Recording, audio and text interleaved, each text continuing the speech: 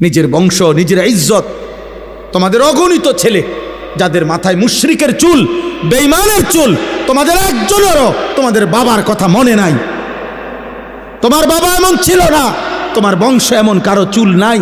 বিগত 100 বছরে তোমার ফ্যামিলির কেউ এমন চুল রাখে নাই। তুমি কোন বেঈমানের মতো চুল রাখছো? মানে তুমি এই প্রথম তোমার বংশ থেকে, তোমার ধর্ম থেকে তুমি নিজেকে সম্পর্ক বিচ্ছিন্ন করে দিলা।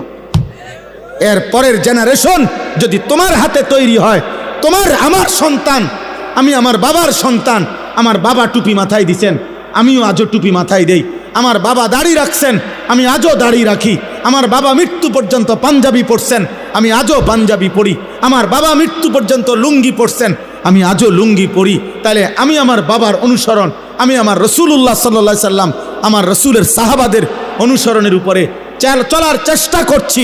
কিন্তু তুমি তো তোমার আল্লাহ, তোমার রাসূল, সাহাবা, আউলিয়া, উলামা, এমনকি তোমার আপন বাবা এবং পূর্বপুরুষের থেকেও সম্পর্ক বিচ্ছিন্ন করে চুলে, চেহারায়, লেবাসে, পোশাকে, চাল চলন, চিন্তা, হাসি, মজাক, কথাবার্তা সব কিছুতে নিজেকে বিচ্ছিন্ন, আলাদা করে দিলা। কি বুঝাইতে চাচ্ছ তুমি? মুসলমান না বেঈমান?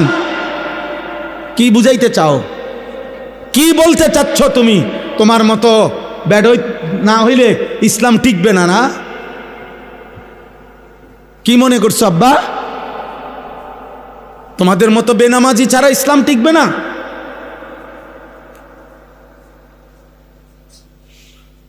গত আমলে বাংলাদেশের সমস্ত পণ্যের দাম উঠানামা করে। একটা পণ্যের দাম কমে আবার বাড়ে। আচ্ছা, এটা সবসময় একটা চলমান ধারা।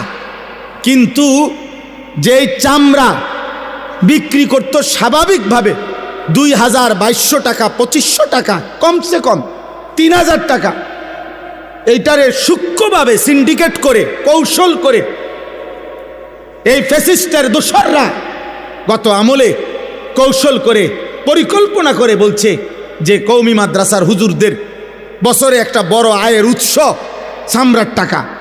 ওরা চামড়ার টাকা দিয়া তাদের বোর্ডিং চালায়, তাদের একটা বড় আয়ের উৎস। এই জন্য ঠান্ডা মাথায় কৌশল করে চামড়ার মূল্যটাকে এমনভাবে নামায় লাইছে, এটার দাম হয়ে গেছে 100 টাকা, 200 টাকা।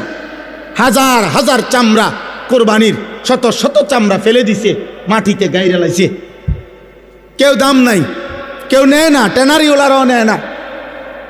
কত কওমি মাদ্রাসা ঢাকাতে, শহরে, বন্দরে চামড়া নিয়ে অসহায়ের মতো পড়েছিল।